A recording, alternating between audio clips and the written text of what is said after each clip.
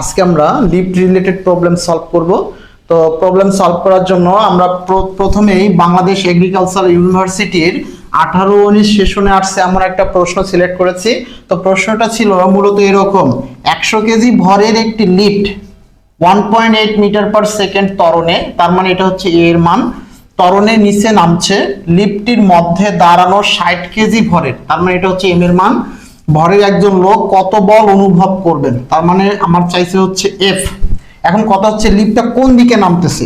যদি লিফট নিচের দিকে নামে তাহলে অনুভবকৃত বল এফ ইকুয়াল টু এম অভিকর্ষ ত্বরণ জি মাইনাস এ হবে।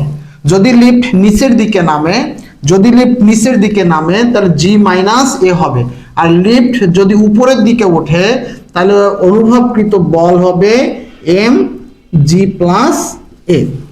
তাহলে এখানে দেখেন তো লোকের ভর কত কেজি বলছিলাম, 60 কেজি, অভিকর্ষ ত্বরণ আপনি জানেন 9.8, আর ত্বরণ ছিল এখানে 1.8, এই যে 1.8, তাহলে এখান থেকে 60 ইন্টু 9.8 থেকে 1.8 বাদ দিলে থাকতেছে হচ্ছে 8, তাহলে 6×48 আর 1 শূন্য, তার মানে পাইতেছি যে অনুভবকৃত বল হচ্ছে 480 নিউটন। তাহলে এখানে অপশন হিসাবে দেখেন প্রথমটা আছে 340 নিউটন, এটা রাইট অ্যান্সার নয়, পরেরটা হচ্ছে 480 নিউটন, এটা রাইট অ্যান্সার, 500 নিউটন 550, তার মানে এগুলো রাইট অ্যান্সার হবে না। তাহলে নরমালি আমরা এই প্রশ্নের উত্তর কি পাইলাম, যে 480 নিউটন।